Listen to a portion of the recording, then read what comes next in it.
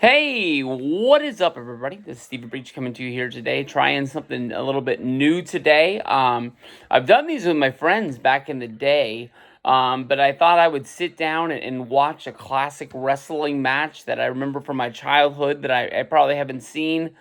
I honestly probably haven't seen this match since roughly 2010, 2011, somewhere in there. I'm watching the Virgil versus Million Dollar Man match from SummerSlam of 1991. I'm on WWE Peacock. The match is about to start. It looks like I'm about 55 minutes and 45 seconds in on the show right now as Ted DiBiase just finished his promo and now he's making his way down to the ring. But basically, Virgil passed away today, and the news came out. I can honestly tell you that it didn't rock me or shock me. The only thing I really felt is that a wrestler that I watched through my childhood, that I had some memories of, passed away. Sometimes wrestlers like George the Animal Steel, when he passed away, I couldn't really make a video on them because I didn't really have a whole lot of memories to go along with it. Virgil, I talked about because his career spanning WWF and WCW honestly lasted, so long. I honestly couldn't believe it's been that long that he was around. I mean, he came in roughly before WrestleMania 4 with Ted DiBiase, and he lasted until the closing days of WCW. He really didn't really have that long of a lapse in between his WWF run and coming in and joining the NWO and WCW. I'm sure he did some sort of independence or something like that. He became a little bit of like a laughable joke or a punchline to wrestling fans who were going to conventions and things like that. But SummerSlam 1991, it was a VHS tape that one of my dad's friends, recorded for me. It honestly was on two VHS tapes. It was recorded right off of the WWF pay-per-view. And I watched that thing. I swear, if I watched it 100 times, I watched it 1,000 times. And I watched this match. Now it's already started. But this is honestly Virgil's biggest match that he was ever in. He wrestled at WrestleMania.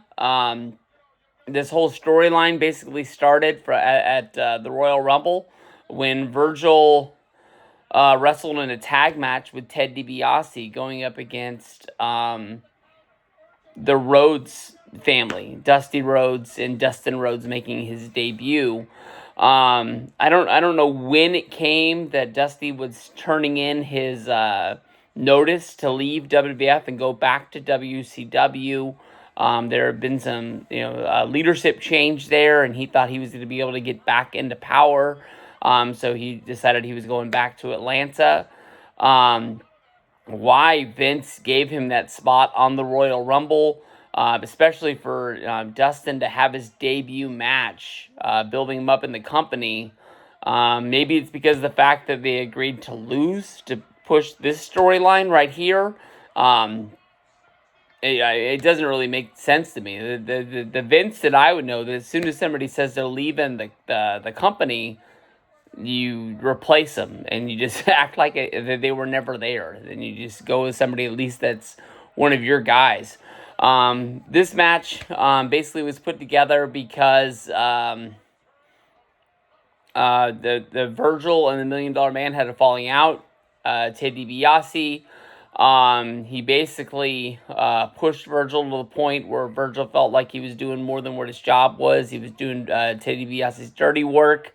He hit Ted DiBiase with a championship, knocking him out. Before he did it, he looked at the title. After he did it, he looked at the title before throwing it down. They had wrestled at WrestleMania. That was like Virgil's first real match, and Ted DiBiase beat him. They had Roddy Piper kind of being his trainer, I guess you can say, like Rocky had, but the fight was too much. Piper came in and once the $1 Million Dream was on and tried to hit Ted DiBiase with his crutches. He had a bum knee at the time. Then Sensational Sherry, who had lost the retirement match of Macho Man Randy Savage, and Savage ended up jumping with Elizabeth. She came down and she helped DiBiase. Yeah, she becomes DiBiase's manager here at the match. But Virgil's whole storyline at this time is that he's like training to bring the fight. It's almost like he just wants to win this one fight. If he's become a manager for somebody else, we don't really know, or if he ends up becoming a wrestler. And he wrestles on a lot of shows. He doesn't win a lot unless you were watching like Superstars or something like that. Right now, DiBiase's just taking him to the woodshed. Virgil started out hot. But once DiBiase was able to like outsmart him and wear him down, now he's just, putting the boots to him, almost like using him like a toy, like throwing him around the ring, just trying to teach him a lesson, pretty much, that his life was on Dream Street when he was with DiBiase. DiBiase just hit him with a clothesline. But you can hear on the call, Roddy Piper. He's just like, Virgil, what do you want to do? Remember what you're fighting for. It's almost like when I watched this back in 2011, the match from Virgil wasn't really what I loved. It was Roddy Piper's call on commentary. Bobby the Brain Heenan had just came back down to ringside because right before this match, he had gone to the back to confront Hulk Hogan with the World Heavyweight Championship from WCW, basically saying that Ric Flair was going to be showing up soon and that he was challenging Hulk Hogan to a match. That match happened on a few different house shows, but never happened in WWF. Besides, didn't they have that tag match, I think, on Saturday night's main event? I think it was Undertaker and Flair against Sid and Hogan. I think that's the one time you got them in a ring on TV. Besides for when Flair helped Undertaker with the whole Survivor Series and Tuesday in Texas ordeal. But right here, just DiBiase's just basically throwing Virgil off the ropes into the turnbuckles, just wearing him down. He's covering him. 1, 2, kick out. The Virgil's not going to give up. Virgil wrestled a lot, especially like on Thunder in WCW. But why WCW never really threw in the towel on this guy? It doesn't really make sense. If he just even if his contract was low, what were you really getting out of him? He comes out, he's with the NWO. You give him maybe a year run, a 2-year run, but you don't really think of him as a bodyguard. And you would have thought enough times as this guy got his ass kicked, Hall, Nash, and Hogan would have been smart enough to let this guy go. If you remember 2010-ish, whoa! Oh, it's a DQ?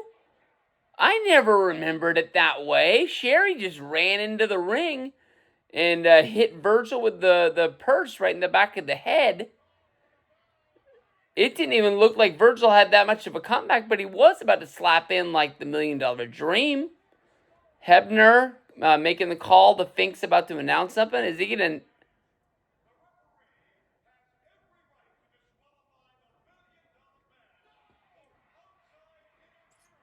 So he could disqualify him, but...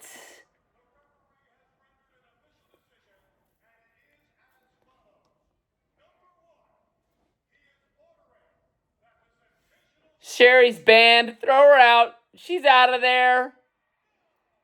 And now he's going to restart the match. Right now, both men are down. Get up, Virgil. Get up, Virgil. Get up.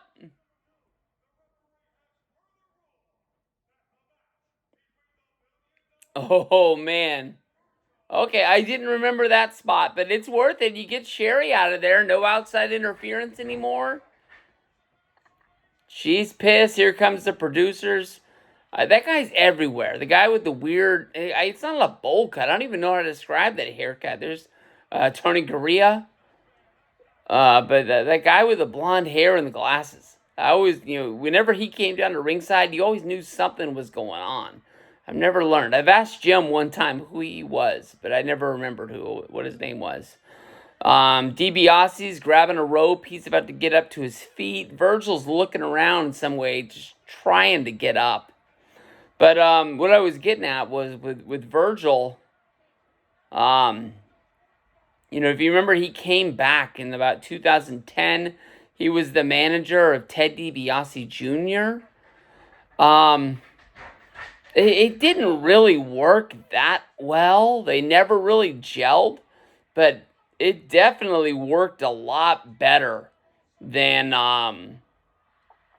Maurice. I'm pretty sure Maurice is what replaced it, and they lasted for a long time, and they really had no chemistry at all. Really, the one spot I can remember was Maurice climbing up in that Money in the Bank. I think that was 2010, and she almost got to the briefcase for Ted. But what I think was the problem was Virgil kept on wearing like Ed Hardy clothes or something like that. He was trying to look younger and cooler, and I don't think that's really what he needed to be. But it could have worked. Virgil punching on DiBiase right here in the corner. He just got the 10 shot. Definitely the match is in his hands right now. He's putting the whoop into Ted. He's basically just got to set him up. Oh, no, DiBiase. Oh, ref down. We got a ref spot in the corner. Virgil was going to slingshot him to the other side of the ring, and it got reversed. And then DiBiase threw Virgil right into Hebner. So Hebner's down. Virgil's down. DiBiase's sucking wind right here. This is kind of the end of DiBiase's singles run. Of course, he would get a little bit more, probably 2 more years of tags with DiBiase joining up with the IRS. Money Inc. Of course, they would win the tag titles, I believe, twice. One time they would not main event, but one time they would wrestle at WrestleMania against Hulk Hogan and Brutus Beefcake. Probably the highlight. Yeah, I think they beat somebody off TV. It was just like at a house show. A couple suplexes here from Ted DiBiase wearing down Virgil. Piper, now he's pointing at Piper, so Piper's going to have to get pretty wound up right here.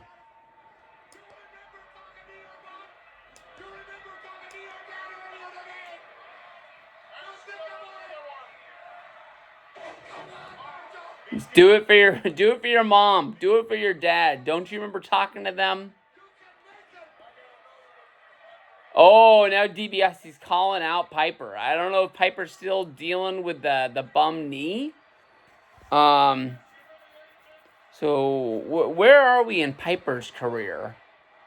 Where would he get back in the ring? Was he just the announcer and like the knee gimmick was why he doesn't get into the ring? Virgil's down. DiBiase just made the 3 count. But Hebner's still trying to get up. Oh, now DiBiase just kicked him. One more. One more for you, Piper. Now DiBiase's taking off the top turnbuckle. Oh. Why don't they do that in wrestling anymore? You don't ever see anybody take off the turnbuckle to expose the steel in the corner. Get up. Get up, Virgil. Wake up. He's going to throw him right in there. Nope. Oh. Virgil was able to make DiBiase hit. All right, now they're both down. Hebner's up. We're both sucking wind pretty big right now. You can both tell both of these guys are winded. Oh, it's not gonna tell me because I'm not watching just a match. I'm watching the whole show. It's got to be at least. Oh, I can look at this. We're at 15 minutes right now of this match. I started it right before they came out with the entrances. So they've probably been wrestling for a good 13. Virgil's inching over towards him.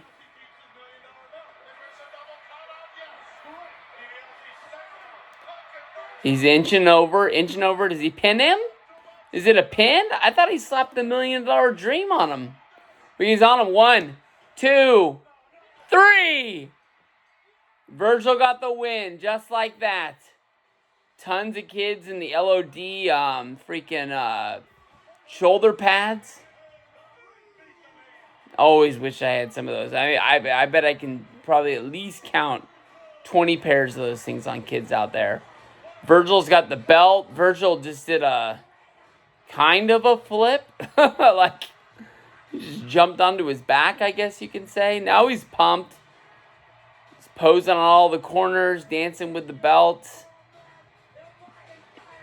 $1 Million Championship doesn't really have a huge lineage, but it was a real title to me, I guess you can say. DiBiase just bought it from the local jeweler in Greenwich, Connecticut. But I can't even really think of that many matches when the title was actually on the line. You just think of like Jake the Snake Roberts stealing it, and then basically, $1 Million Man trying to pay the Boss Man to go retrieve it. Boss Man turns on him. So, I mean, like, they had matches, and then, like, DiBiase would get the belt back after somebody stole it. But this was, like, the one title change that I can really remember. And then I guess it sort of got caught like that. But they go to commercial. So that's it, man. But that's a damn good match right there from Virgil.